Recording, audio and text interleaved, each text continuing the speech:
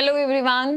So this is our second lecture of jurisprudence. Hope you like my first lecture.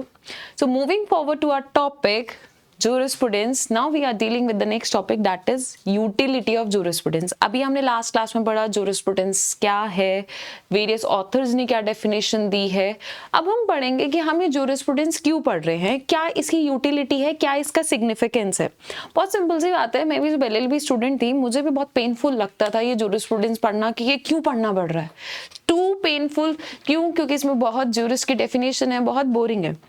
पर अगर मैं बात करूं इसकी, जूरिस्प्रूडेंस इसलिए इतना इंपॉर्टेंट है, अगर सोसाइटी में कोई प्रॉब्लम आती है, उस प्रॉब्लम का सोल्यूशन हर सेक्शन में कितनी बार नहीं अवेलेबल होता, तो उस सेक्शन का जब एनालिसिस करना पड़ता है जजेस को, तो वो जूरिस्प्रूडेंस उठाते हैं. हाँ, कि वेरियस जूरिस ने इस टॉपिक पर ये ओपिनियन दी है, इसीलिए जूरिस्प्रूडेंस क्या हो जाता है, इंपॉर्टेंट हो जाता है.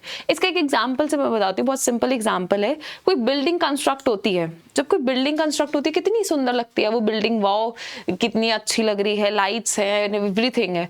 पर जब वो बिल्डिंग स्टार्ट होती है, जब वो सेटअप होता है, जो उसका बेस होता है, वो किसी को सुंदर नहीं दिखाई देता. क्यों? क्योंकि वो लग ही नहीं रहा. पर वो बेस क्या है, उसी बेस पे हमारी बिल्डिंग क्या है, एस्टेब्लिश है. तो सिमिलरली जो ये हमारे सारे सब्जेक्ट्स हैं, टीपी है, कॉन्ट्रैक्ट है, बीएनएस है, एवरी सब्जेक्ट जो है इसका बेस है जूरिस्प्रूडेंस. क्योंकि जूरिस्प्रूडेंस ही इसको क्या प्रोवाइड करा रहा है, एक बेस प्रोवाइड करा रहा है कि इन्हें एस्टेब्लिश होने में हेल्प कर रहा है कि कोई भी प्रॉब्लम अगर आती है, कोई भी प्रॉब्लम आती है, तो उस प्रॉब्लम का किस तरीके से एनालिसिस होगा, उसका सॉल्यूशन निकालना, वो हम डील करते हैं जूरिस्प्रूडेंस में. अब इसको हम, ये तो हमने एग्जाम्पल से पढ़ लिया, अब इसको हम पॉइंट्स में लेके चलते हैं कि what is the utility, what is the significance of jurisprudence. क्या सिग्निफिकेंस होगी जूरिस्प्रूडेंस की. किसी भी टॉपिक को पॉइंट्स में करा जाए तो बहुत इजी हो जाता है लर्न करना, क्योंकि उसमें हम कीवर्ड्स याद कर लेते हैं. जैसे इसका फर्स्ट एनालिसिस हम कह सकते हैं, sharpens lawyers ability. Sharpens lawyers ability. ये लॉयर्स की एबिलिटी को क्या करता है, शार्पन करता है. लॉयर जब एनालिसिस करते हैं, एक पॉसिबिलिटी देखते हैं कि हाँ ये क्या है, एक क्लियर थ्योरेटिकल कॉन्सेप्ट निकल कर आता है, ये हमें जूरिस्प्रूडेंस हेल्प करता है. ठीक है. नेक्स्ट प्रोवाइड कराता है, provide a discipline thought. Provides a discipline thought. ये हमें एक डिसिप्लिन थॉट प्रोवाइड कराता है सोसाइटी के अंदर, कि ये एक डिसिप्लिन चीज है, एक थ्योरेटिकल बेस प्रोवाइड कराता है, कि इग्नोर करता है कि बहुत सारी जो एक्स्ट्रा चीजें होती हैं कि हाँ इनकी रेलिवेंसी है या नहीं है, तो हमें एक अंडरस्टैंडिंग करने में क्या करता है, बहुत हेल्प करता है. ठीक है. फिर थर्ड इसका आता है, ये हमें मैनेज करने में हेल्प करता है, complexities of law. Complexities of law. हमें पता है जो लॉ है, अगर हम नॉर्मल बेयर एक्ट उठा के भी देखें, बेयर एक्ट में भी देखें, तो लॉ का कितना, अगर इंटरप्रिटेशन निकालो तो इतने सारे इंटरप्रिटेशन निकाल आते हैं. पर जूरिस्प्रूडेंस हमें हेल्प करता है कि हम किस तरीके से ये कॉम्प्लेक्सिटीज जो है उसको क्या कर सकता है, सही कर सकते हैं. जो प्रॉब्लम्स आ रही हैं, या जैसे कि जो गैप्स आते हैं, जो हमारे गैप्स आते हैं लॉज में, फोर्थ पॉइंट में, तो हम उसको किस तरीके से फुलफिल कर सकते हैं, वो हमें हेल्प करता है. ठीक है. फिर ये हमें बताता है कि लॉ किस तरीके से, मतलब जूरिस्प्रूडेंस इन्फ्यूज करके बताता है कि ये एथिक्स से, मोरालिटी से, फिलॉसफी से कैसे लिंक है. क्योंकि देखो, लॉज आने से पहले हम ये इन्हीं पे ही तो चल रहे थे, एथिक्स पे चल रहे थे, मोरालिटी पे चल रहे थे, कि हमारे मॉरल वैल्यूज में नहीं है. हम कहते हैं ना, जैसे मर्डर करना अपने आप में क्राइम है. क्या हमारे मॉरल वैल्यूज परमिट करते हैं कि आप किसी का मर्डर कर दो? नहीं. हमारे हिंदू धर्म और ये सब में तो बिल्कुल मना है कि किसी भी धर्म में कि आपको किसी का भी क्या करना है, मर्डर वगैरह या कुछ भी हार्म नहीं पहुंचाना है. तो ये जूरिस्प्रूडेंस इन्फ्यूज करके बताता है एथिक्स से, मोरालिटी से, जिससे लॉयर्स एक फॉरवर्ड लुकिंग कॉन्सेप्ट लेकर आते हैं. ठीक है. फिर जो नेक्स्ट हमें बताता है, एक इमेंस एडवांटेज मिलता है कि जब, जहां पे देखो लेजिस्लेचर ने कुछ नहीं बताया, जहां पे हमारी ये लेजिस्लेचर जो है थोड़ा सा पीछे हट गई, कि उसने कोई पॉइंट नहीं बताया, तो वहां पर हमें ये जूरिस्प्रूडेंस हेल्प कर देता है उसका एनालिसिस करने में. तो ये क्लियर हुआ कि क्या सिग्निफिकेंस है, क्या इंपॉर्टेंस है इसकी जूरिस्प्रूडेंस की. ठीक है. अब मैंने आपको बहुत लास्ट क्लास में भी बताया, इसमें भी बताया कि हम लॉ लॉ लॉ की बात करे जा रहे हैं. एक्चुअली लॉ है क्या? अगर मैं बात करूं लॉ की, तो ये लॉ है क्या? सो बेसिकली अगर हम देखें, ये जो लॉ है, लॉ को डिफाइन करना आज तक बहुत बहुत इजी कॉन्सेप्ट नहीं है कि मैं कहूँगा लॉ को एक पर्टिकुलर कॉन्सेप्ट में हम डिफाइन कर दें, नहीं कर सकते हम पर्टिकुलर कॉन्सेप्ट में। तो लॉ क्या है, अगर मैं हिंदू धर्म के अकॉर्डिंग बात करूं तो हिंदू धर्म में क्या बोला हुआ है,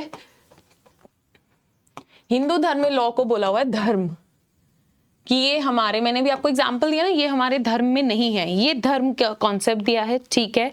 ऐसे ही इस्लाम में हुक्म बोला है, कहते हैं ना ये हुक्म आया है ऊपर से, तो इस्लाम में इसी लॉ को हुक्म बोला है। रोमन में इसको जस बोला है, ये आपको याद रखना है, रोमन का जस, क्योंकि इसे हम जूरिस्प्रूडेंस में बार बार डील करेंगे। और ये कितनी बार प्री में पूछ लेते हैं what is the meaning of जस, तो जस का मतलब क्या होता है, लॉ। ये किस में बोला जाता है, ये रोमन में बोला जाता है, ठीक है। सिमिलरली ऐसी अगर हम बात करें, रोमन में जज बोला जाता है, जर्मनी में रिचट बोला जाता है, फ्रेंच में ड्रॉटी बोला जाता है। ये डिफरेंट वर्ड्स हमें क्या बता रहे हैं कि लॉ क्या है। तो अगर मैं लॉ की डेफिनेशन आपसे पूछूं लॉ क्या है, तो आप यही कहोगे, एक तरीके से हमें एक कॉन्सेप्ट मिला हुआ है कि अगर हमने ये कुछ गलत काम किया तो हमें क्या मिलेगी, उसकी पनिशमेंट मिलेगी, वो हमें लॉ बताता है, ठीक है। इसका मतलब लॉ एक एट्रीब्यूट है, एक कॉन्सेप्ट बता रहा है कि एक पर्सपेक्टिव करेक्टर बता रहा है कि हाँ ह्यूमन कंडक्ट को डील कर रहा है, लॉज एक तरीके से ह्यूमन कंडक्ट को डील कर रहे हैं, ठीक है। अच्छा हमने पढ़ तो लिया लॉ क्या है, लॉ एक सिस्टमैटिक अरेंजमेंट है सब चीजों का, ठीक है। क्यों आया ये लॉ, क्या पर्पस रहा होगा लॉ को लाने का, तो हमने कहा कि जो पर्पस की अगर मैं बात करूं, सबसे पहला जो पर्पस रहा है वो है जस्टिस।